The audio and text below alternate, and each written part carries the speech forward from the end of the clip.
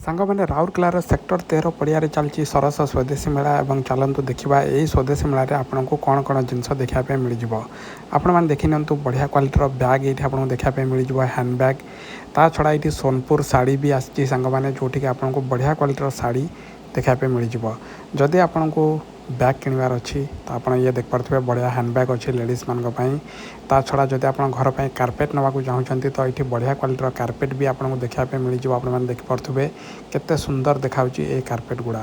ତା ଛଡ଼ା ଏଠି ଝିଅ ପିଲାଙ୍କ ପାଇଁ କୁର୍ତ୍ତି ଡ୍ରେସ୍ ବଗେରା ବି ଆପଣଙ୍କୁ ଦେଖିବା ପାଇଁ ମିଳିଯିବ। ଆପଣମାନେ ଦେଖିପାରୁଥିବେ କେତେ ବଢ଼ିଆ କ୍ୱାଲିଟିର ଡ୍ରେସ୍ ଏଇଠି ଆସିଛି।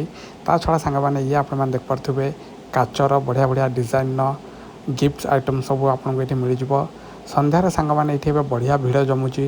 ତା ଛଡ଼ା ଆପଣମାନେ ଏଠୁ ସବୁ ପ୍ରକାରର ଜିନିଷ ଘର ପାଇଁ କିଣିପାରିବେ। ଇଏ ଆପଣମାନେ ଦେଖିପାରୁଥିବେ କପ୍ ସବୁ ରଖାହେଇଛି, ବଢ଼ିଆ କ୍ୱାଲିଟିର ଚୀନାମାଟିର କପ୍ ସବୁ ଆପଣଙ୍କୁ ଦେଖିବା ପାଇଁ ମିଳିଯିବ। ସାଙ୍ଗମାନେ ଝିଅ ପିଲାଙ୍କ ପାଇଁ ସ୍କାର୍ପ ଏଠି ଆପଣଙ୍କୁ ମିଳିଯାଉଛି। ଖରାଦିନ ଆସିଲାଣି ତ ଯଦି ଆପଣ ସ୍କାର୍ପ କିଣିବାକୁ ଚାହୁଁଛନ୍ତି ତ କିଣିପାରିବେ।